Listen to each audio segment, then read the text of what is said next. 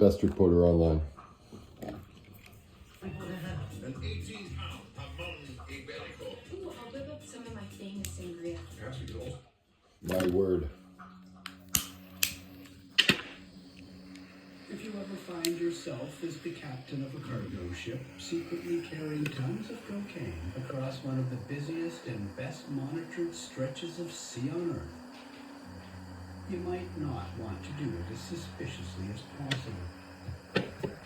You might not want to do it at all, but the Turkish captain of this ship, the Ras, a cargo ship about 2/3 the length of a football field, plotted his course in such a bizarre and suspicious way, he might as well have shot up flares that spelled Narco in the night sky.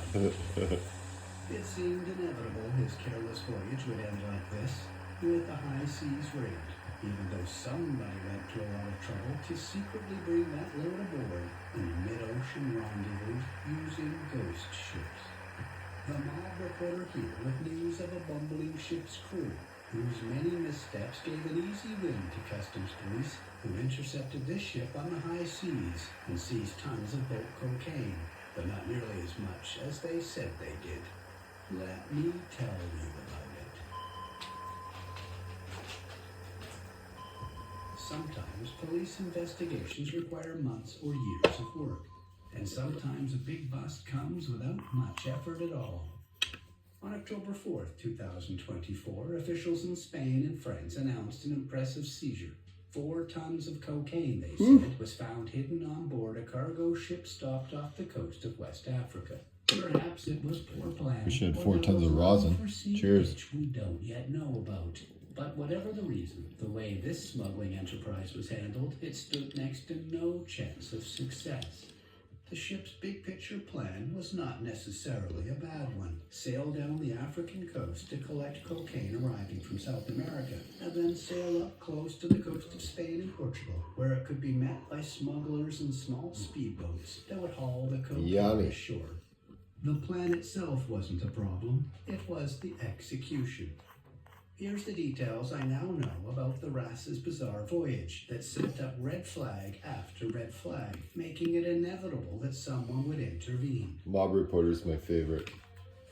So he's got some good shit. Turkey from a port in the suburbs of Istanbul, way back in the summer on July 28th, 2024. She meandered the length of the Mediterranean Sea, passed through the narrow gap between Europe and Africa at Gibraltar, and into the Atlantic Ocean.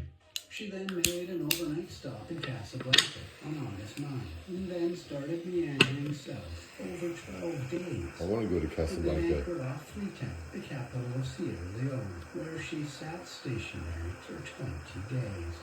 On September 11th, the Ras set sail again to waters off the coast of Guinea-Bissau, where the ship's captain then waited for permission to enter the port of Bissau. After all of that travel and waiting a week for a berth, the Ras stayed in the port only 21 hours, but apparently neither loaded nor unloaded any cargo. It then set sail again on September 21, heading north, but it still wasn't in a hurry. Off the West African coast, the Ras performed a series of low-speed maneuvers over 2 days, only making it to the coastal waters of Mauritania, a distance of 450 nautical miles, by September 26, and then it cut its speed again, dawdling in the ocean for a few more days. During one, or perhaps both of these offshore dawdles, it was visited, it seems, by ghost ships. Not those kinds of ghost ships, not like the Flying Dutchman from the Pirates of the Caribbean. Ghost ships in the real-life underworld are clandestine vessels that ignore international mandates to constantly run an automatic identification system, which are essentially beacons to help guide maritime traffic, to keep ships from colliding in the night and becoming, that other kind of ghost ship. These ships disappear from I like Captain Jack's ghost ship system while delivering tons of cocaine. In this case, cocaine that was allegedly hidden on board the Ras. Only then did it get serious about sailing and headed north at speed on September 29. None of it made one bit of sense. Certainly not economic or commercial sense in any legitimate way.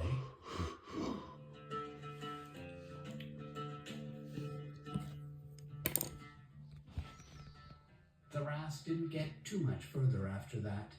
Every nautical mile of the ship's journey had been tracked by a multinational maritime intelligence agency based in Lisbon, Portugal.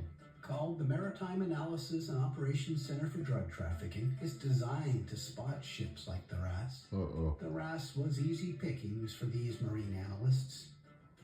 Making things worse for the ship and her crew, Spanish and French customs agents happened to be in the middle of a joint international operation, patrolling the coastal waters of the Atlantic with air and sea assets, all within easy reach of the Ras. 2 patrol ships, I like one those Spanish, thermal one cameras. French, moved to intercept. Pretty dope. The Ras was stopped 130 nautical miles from the island of Lanzarote. It is one of the Canary Islands, which means, even though it's just 80 miles from Morocco, it's Spanish territory. The bricks, gathered inside white cloth bales that were closed with zip ties, were eventually found. The load was hidden in a compartment between the ship's holds, away from the ship's main corridors. Here we see a customs agent testing their find with a drug detection kit. That blue on the swab means a positive field test for cocaine. The load was proudly declared to be about 4 tons. That Wow. makes great headlines. And that's what everyone reported all around the world. I can tell you, however, that there were not 4 tons of cocaine on board the Ras. It was overestimated by the better part of a ton. The net weight actually found was 3,300 kilos. Yeah, right. Somebody I have took that a directly ton. from an official at the tax agency. Let's hope, my Spanish friends, they don't make that kind of mistake on your taxes. Dope. They probably love going for a ride. Or maybe they love going for rides with you.